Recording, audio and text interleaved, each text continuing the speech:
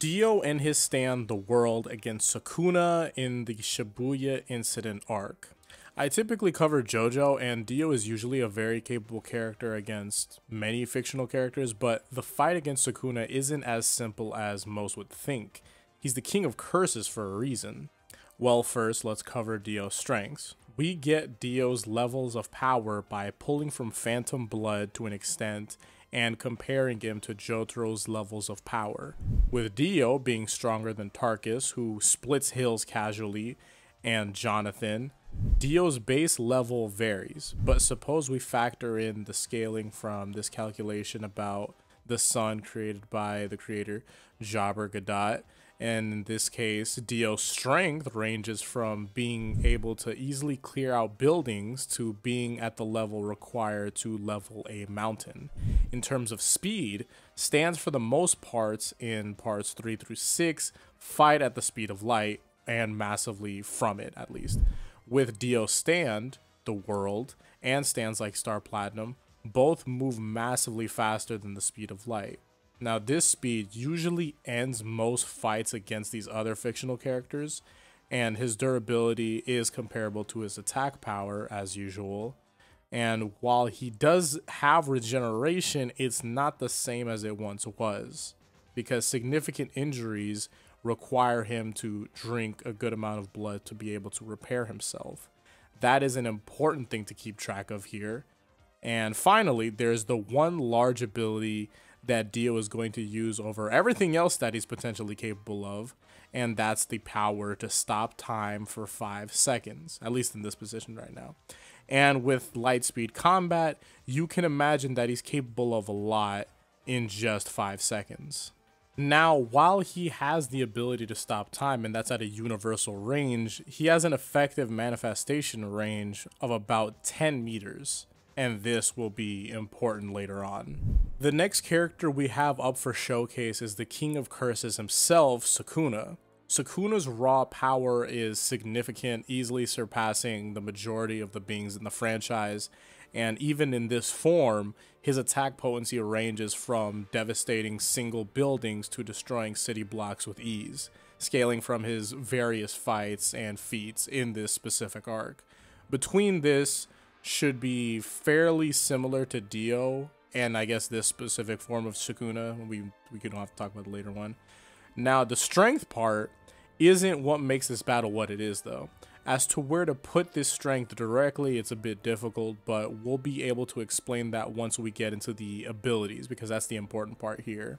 Now, in terms of speed, JJK characters most likely don't reach anything close to the speed of light. Sukuna has subsonic speeds, but it does improve in later arcs, but still, it's not comparable whatsoever. Sukuna's durability is relatively comparable to his attack potency, but with the combination of his immeasurable amount of cursed energy and incomparable use of the reverse curse technique, trying to kill him is damn near impossible.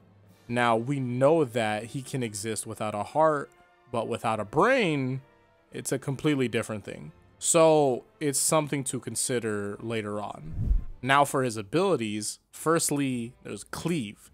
Cleave is a curse technique that allows Sukuna to slash at his enemies with an immense force. Now the power of Cleave depends on the amount of curse energy that Sukuna channels into it. Now this ability itself is highly adaptable. Sukuna can adjust its strength based on what he perceives as necessary to defeat his opponent. That's a large thing to consider. It's capable of causing severe damage even to significantly durable opponents. Now, second, you have Dismantle. Dismantle is Sukuna's innate curse technique, allowing him to dissect or destroy anything he perceives as inferior to himself. This ability is primarily used in close combat. It's effective for dissecting curses or enemies or just inanimate objects in general, and Sukuna can effortlessly slice through just most materials and beings with it. Finally, there's his domain expansion known as Malevolent Shrine. Unlike the typical domain expansions that create a separate space or barrier, Malevolent Shrine expands the guaranteed hit radius of Sukuna's attacks. It extends the effective radius of Sukuna's attacks to nearly 200 meters. Now, within this range, Sukuna can use cleave and dismantle relentlessly. In this domain, Sukuna's attacks become automatic and are almost guaranteed to hit their target.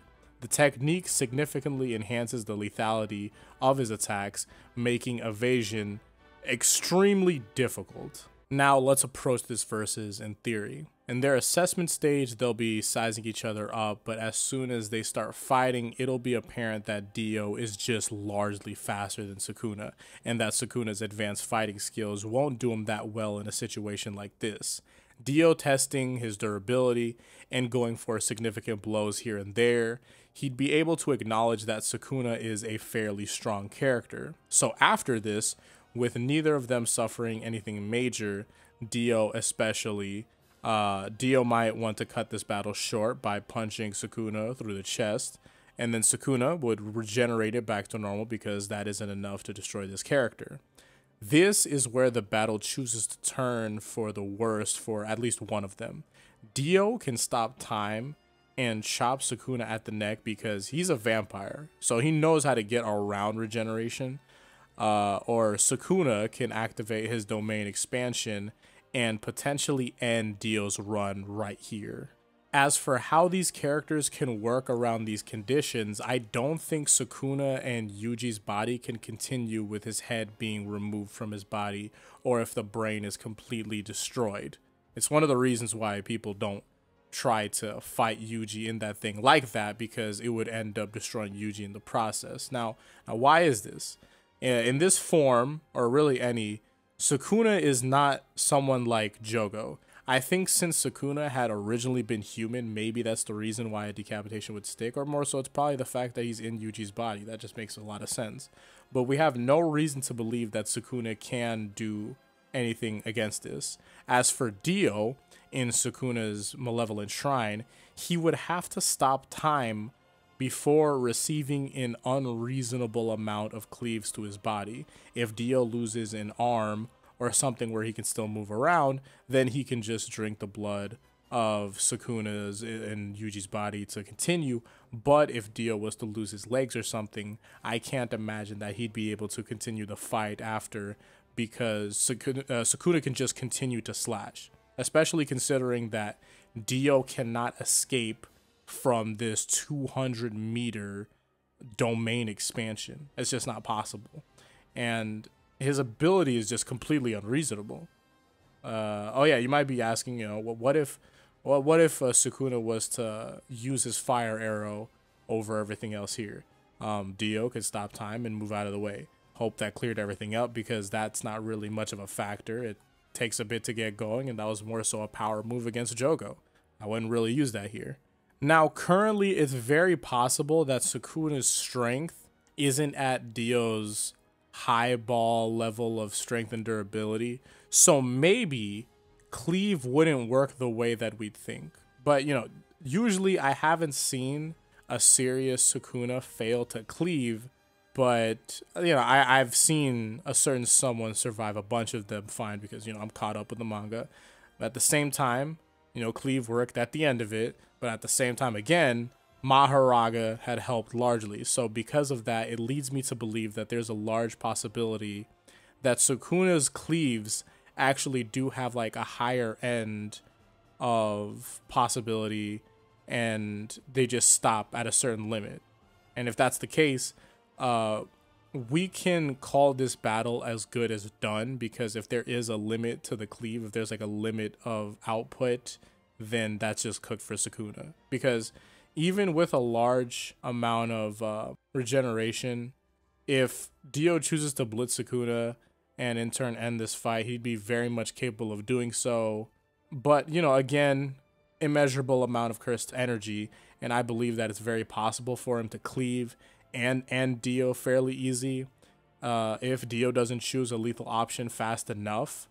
And it also banks on the idea that cleave really does work exactly how it's described, and Sukuna can just keep on feeding into it all of his curse energy to eventually work against Dio.